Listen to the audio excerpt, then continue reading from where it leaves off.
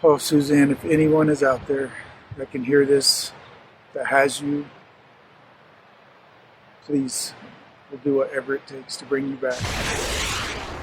Hello and welcome to True Crime Rocket Science, the most authentic voice in true crime.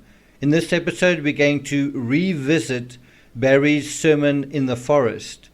On the 17th of May 2020, Barry Morphew recorded and released his sermon. It was a measured and controlled appeal, less than half a minute from start to finish.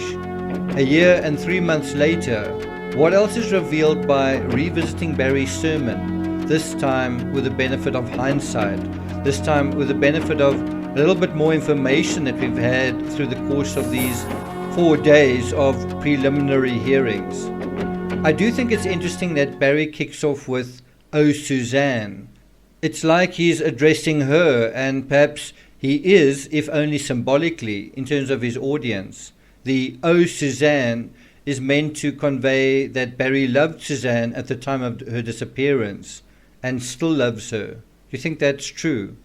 Before we get to the rest of this analysis, if you haven't subscribed to the channel, please do. Like, share, leave a comment, and let's get started. So let's start off with a few preliminary observations. We'll go through the sermon from start to finish a few times and also focus and fixate on a few additional moments. But the first obvious thing to notice is Barry's lack of effect. It's nowhere near as bad as Chris Watts's, of course. Unlike Watts, Barry doesn't smile, chuckle, or make inappropriate jokes. But the problem is his mug is sort of locked into the same crinkle-browed, red-faced expression throughout. It feels a little forced, doesn't it? Also, there are absolutely no arm or hand gestures. For what ought to be an emotional appeal from a man we know is quite emotional, this is very controlled, a very measured effort. One reason Barry may not want to wave his arms around is because we've heard that he sustained a few scratches on his upper arms. And that was about a week prior to this appeal, this recorded appeal. Now, although he's wearing a short-sleeved shirt, only 2 tiny triangles of skin on his arms are visible in the video. My impression when Barry spoke was that he appeared handsome, certainly more handsome than Chris Watts, charming, more charming than Chris Watts, but also very severe. And also a lot more severe than Chris Watts did, a lot more serious. But the severity and intensity of what Barry is saying, I'll do whatever it takes, is sort of contradicted by the length of the video, just 26 seconds. It ends almost before it starts. I'll do whatever it takes. I'm just not going to spend a lot of time on this video, for example. Oh, Suzanne, if anyone is out there that can hear this, that has you, please, we'll do whatever it takes to bring you back. Do you notice Barry seems to strike a temporary blank after he says, "has you"? And once again, there's a slight contradiction in the emotiveness and intensity of his opening statement, and the way it sort of peters off in the end. It's also noteworthy that he doesn't say, "I will do whatever it takes." Who is we? When Barry says, "whatever it takes to bring you back," his head is shaking. Bring you back is either a reference to bringing someone back from the dead or simply retrieving someone. I think if you truly think someone has taken someone, you'd say, "get you back." I also wonder whether bring refers to a plurality of disposal sites. If you think of the word get, it conjures a quick, sharp, simple acquiring or retrieving. Bring is a word that also means carry or convey or transport, right? After Barry says, "your girls need you," there's another blank. Here Barry shakes his head and looks down, self-interrupting himself physically once again. However much they want, I will do whatever it takes to get you back. Honey. Okay, so here is got the right word. Bring back conjures the notion of trying to resuscitate someone, bring someone back from the dead or the past. But then here he says, get you back, right? When Barry talks about however much they want, think about those words, however much they want. It sounds like a reference to money, doesn't it?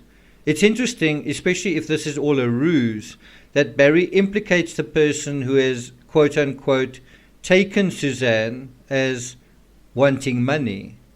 I wonder if he's not right about that. There is possibly also something unconsciously revealed, especially if Barry knew about the affair with Jeff, in the semantics dealing with getting her back. I will do whatever it takes to get you back. There's also a second major break in eye contact when he says, I will do. So what do you think? Is it true?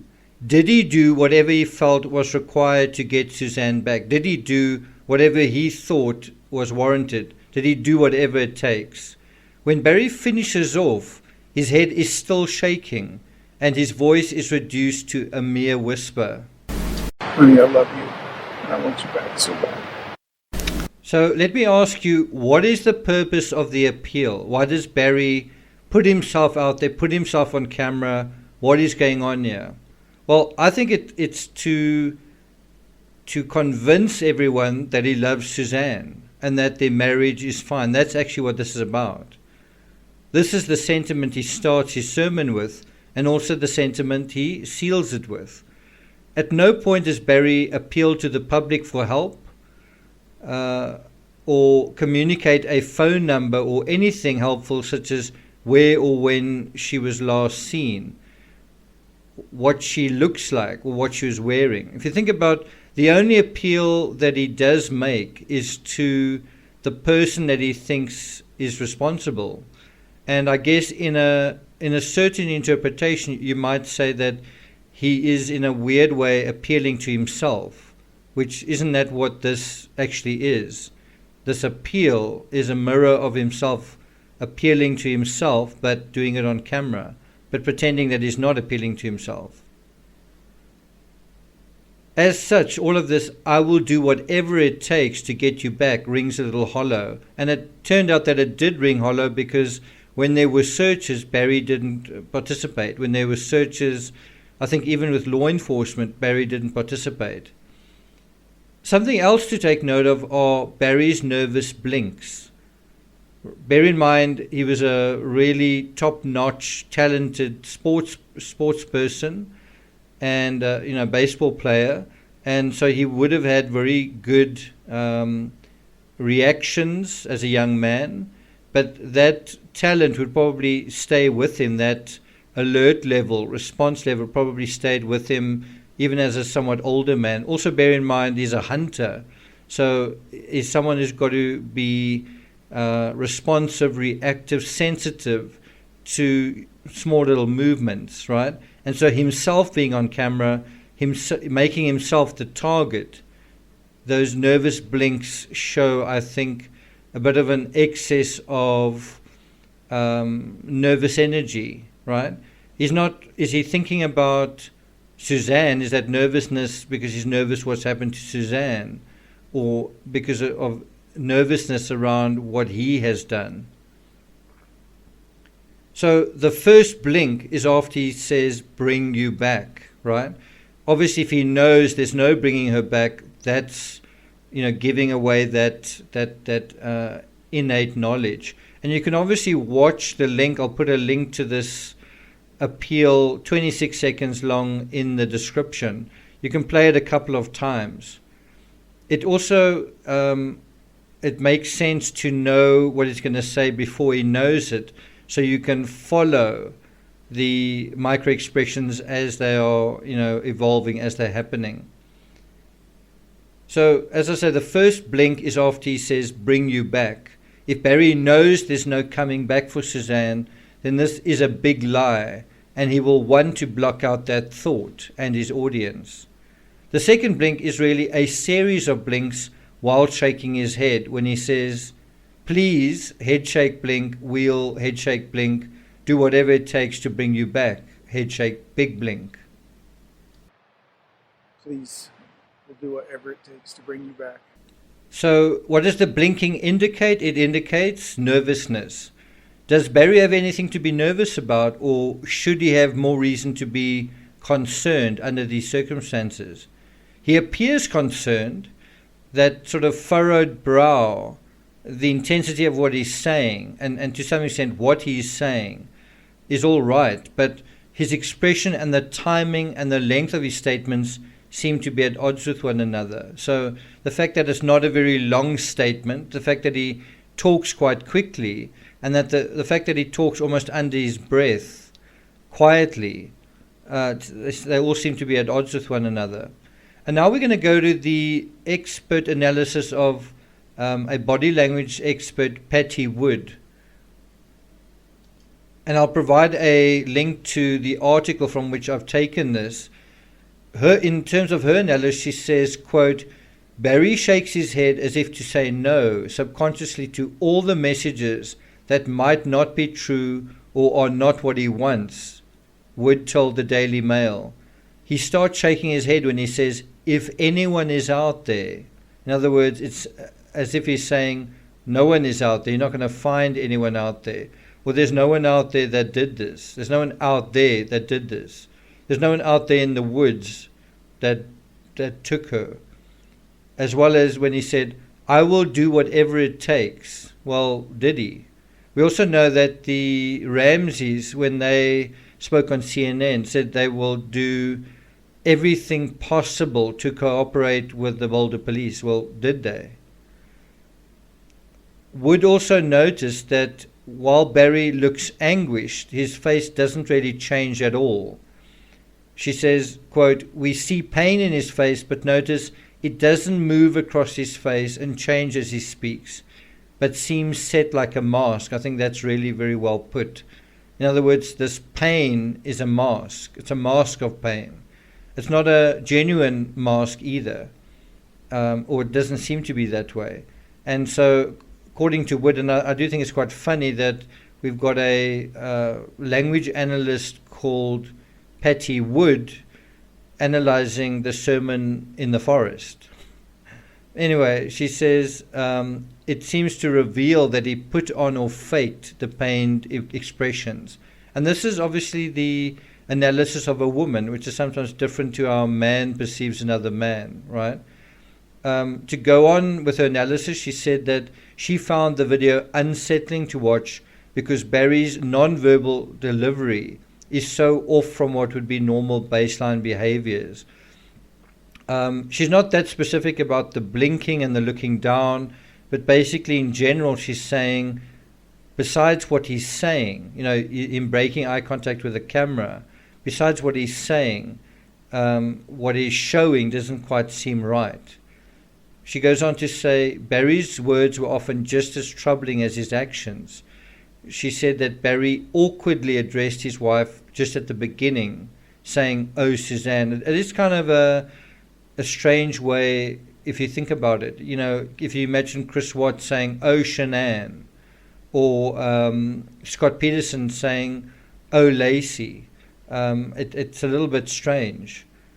And so to conclude, again, according to the article, quote, that seems forced, speeded up, and over rather than lingering with affection or concern, according to Wood. She additionally states that it's noteworthy that Barry doesn't repeat Suzanne's name often during his appeal, end quote. Now, in fact, Suzanne's name is mentioned only once. When Barry says, no questions asked, we see the biggest break in his eye contact with the camera. He looks down and his head jolts a little even before he says, no questions asked. Now, the idea of no questions asked is likely very conscious, very uppermost in Barry's mind. Bear in mind, Barry was interrogated, I think something like 13 separate times, totaling something like 24 hours. There were a lot of questions asked, as it turned out. And possibly Barry feared questions being asked that he couldn't answer, or questions asked that would eventually reveal secrets. Where Barry says no questions asked, maybe he's trying to influence people who have questions. Let's just allow this abductor to come forward. Let's allow this person to come forward and not ask any questions. Let's just wait and see. and maybe he'll have a change of heart and we'll eventually see Suzanne. Let's just hope. No questions asked. There's another thing I just want to quote from the article where Patti Wood says, quote, "Spouses typically repeat their missing partner's name over and over and keep talking and pleading endlessly until they run out of time on the segment or until they break down with emotion. Barry sounded on the edge of anger during his only media interview back in September." So from this particular appeal that he made in May, 17th of May, about 3 months pass, and then the next time we see him, he sounds quite angry in September. Barry actually sounds breathless at the very end of his sermon in the forest, and his chest heaves, once again indicative of nerves and an impression that a lot is riding on the outcome of the situation. And as we now know, a lot is. I'm not going to take it further than that. I will be doing a further analysis of 10 of the most damning pieces of evidence, but I'll be doing that kind of as a live stream. Probably tomorrow. It might be tomorrow or Sunday. I just need to speak to my mods about that. But it'll be quite an extensive analysis of the most important evidence against Barry and is it enough? For those following the Summer Wells case, I still need to get through the Sermon on the Mount. I still need to do 2 episodes on that. So look out for the next one within the next day or so. Thank you for listening, and I'll see you guys next time.